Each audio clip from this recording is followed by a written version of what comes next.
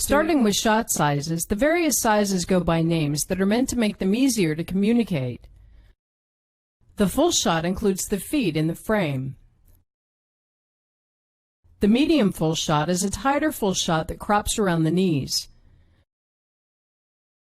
The cowboy shot is framed to include a cowboy's gun, a carryover from westerns. The medium shot cuts just below the waist. After this, we have a couple of close shots. First, the medium close shot, which cuts just above the waist. And then the close shot, which cuts by the character's breast area. Above this, we have a number of close-ups. First, the wide close-up, then the full close-up, then the medium close-up, and finally the extreme close-up. Too much credit is given to these names because they aren't exact and most people don't agree on what they mean or even use the same words. And if the character needs to move, which he usually does, the terms become meaningless. So all shot sizes are sort of. Here we're sort of in a medium close. A quicker and more precise way to communicate shot sizes is to simply walk over to the character and physically show the top and bottom of where the frame should crop. When picking shot sizes, a useful convention is to avoid cropping characters at leg joints. Here we're cutting him off at the knees, which can make him look amputated. So let's crop him in the middle of the thighs. If we need to be any wider, it's better to go to a full shot because cropping him in the middle of the calf tends to make him look like he's standing in something. And the same happens when cropping at the ankles. When we have the choice, this whole area is the least forgiving place to crop and makes sense to avoid. We simply pick shot sizes based on how identified or intimate we want to be with the character. If she's deeply personal and open about her feelings, we don't want to be this wide. And if she's talking about something ordinary, we don't want to be this close unless it has very personal meaning. Being too close can feel severe if we don't know a character because intimacy takes time. In the course of a story, we start out not knowing the characters, so in the beginning we'll lean towards full shots and medium shots, moving on to closer shots. As we gradually get to know the characters, we can better accept going closer without feeling forced. We can then save extreme close-ups for late in a story where our relationship with them has become personal. Moving out from full shots, we become less and less intimate with the character. As she gets smaller in the frame with more space around her, she begins to appear lonely or insignificant.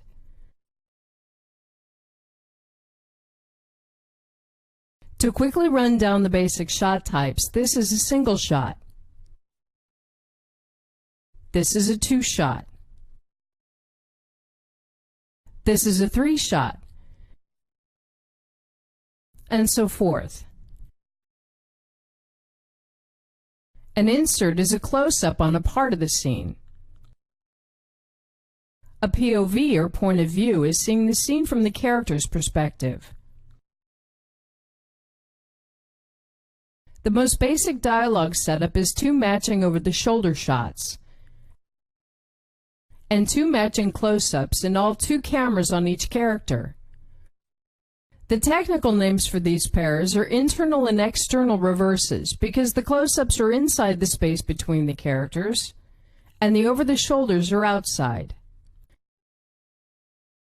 A normal editing pattern is to cut between the external shots, and then at some point as we get deeper into the dialogue to move in and cut between the internal shots. If we want to become less personal again, we can go back to the external shots. We can easily have different shot sizes on each character. Here we're more identified with a woman and less with a man. If we turn that around, we're now more identified with the man and less with the woman. Another way to control our level of identification with the characters is with our distance to the eye line. With the camera out here, we're very far away from the eye line and we're detached from the dialogue. As the camera gets closer to the eye line, we become more involved. The further we are from the eye line, the more objective and impersonal the shot is. As we get closer to the eye line, we become more involved, saving rubbing against the eye line for very personal scenes. An elegant technique can be to place close-ups closer to the eye line than over the shoulders. So starting in an over-the-shoulder that's further away from the eye line, as we cut close, we're also moving closer to the eye line and becoming more personal. With several cameras on a character, the shot sizes need to be different enough to avoid a jump cut. Here the cameras are too similar. As we cut from the wide camera to the closer camera, we get a jolt because the shots aren't different enough. So let's make the wide shot wider. Starting in the wider shot, the cut is smooth because we understand it as a cut. Cutting from shot sizes that are very different can also be jumpy, but doesn't come across as a mistake. Starting in a very wide shot, the cut close is startling but still makes sense visually. It's fine to place cameras on a character at different angles. But as shot sizes need to be different enough, so do angles.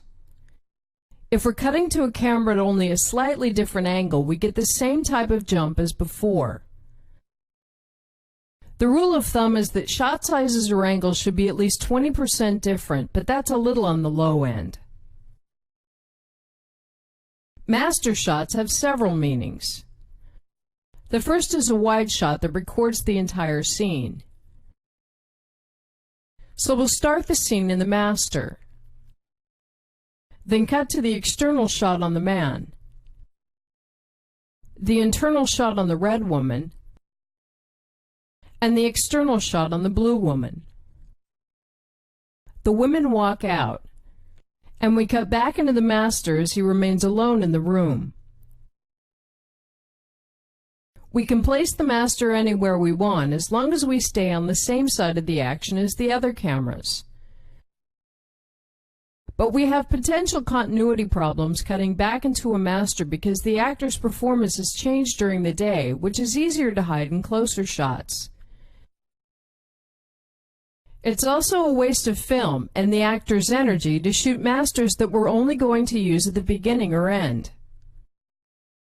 So instead of shooting long masters, which is the convention, let's treat it as simply another wide shot and concentrate on the part we know we want to use. The second meaning of a master is a camera at a right angle to a reverse shot setup. If a POV is seeing the scene in the first person, an over the shoulder would be seeing it in the second person. A right-angle master is then the third person. In editing, much of what we're doing is controlling how we're identifying with the characters. It can be very useful to have a neutral camera that detaches from them both.